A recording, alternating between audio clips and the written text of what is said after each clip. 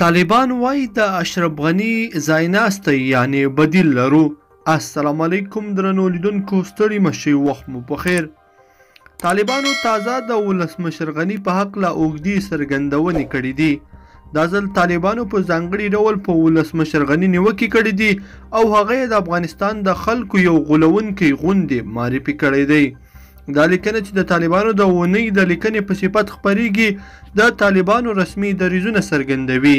په دې لیکنه کې د ولسمشر غني په هکله لاندې ټکو ځای نیولی دی. طالبان په لیکنه کې کاږي چې افغان ولسمشر اشرف غني بې بدیله شخص نه دی، که څه هم دوی په غني تور لګوي چې اشرف غني ځان خلکو ته داسې یو شخص معرفي کړی چې د ده څخه پرته بل څوک د هیواد چارې په سم ډول نشي کنټرول کولی. پس یې زیاتوي چې اشرف غني هیواد په نړیواله کچه بدنام کړی دی.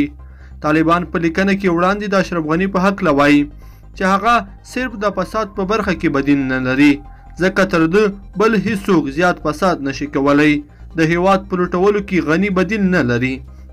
طالبان په دې لیکنه کې بیا زیاتوي چې اشرف غني داسې یو حکومت کوي چې په نړۍ کې د تر ټولو مفسد حکومت په توګه پیژندل کیږي.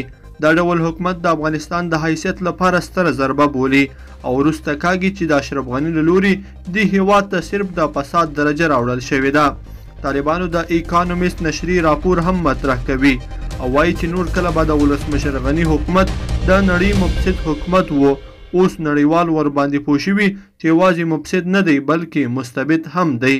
شنونکي وایي چې د افغان حکومت په رهبري او نورو مقامو کې د فساد رد کول امکان نه لري، خو د دې ترڅنګ په طالبانو تور لګوي چې د جګړې اور یې تازه ساتلی دی او دا د دې سبب شوی چې په حکومت کې چارواکي له خپل حالت څخه ناوړه استفاده وکړي او په فساد باندې لاس پورې کړي. دا حالاتو څارونکي وایي چې که طالبان سوله وکړي او په افغانستان کې د جګړې اور خاموش شي، نو په ګډه سره د حکومت له بنسټونو څخه د فساد ریښې پاکول به اسانه شي او افغانستان به د فساد له ناوړه نوم څخه خلاص شي. لیدونکو په دې هیله چې دا مطلب به مو تر پایه لیدلی وي. که مو دا ویډیو خوښه شوې ویډیو لایک کړئ او چینل سبسکرایب کړئ. تر بیا ښه وخت.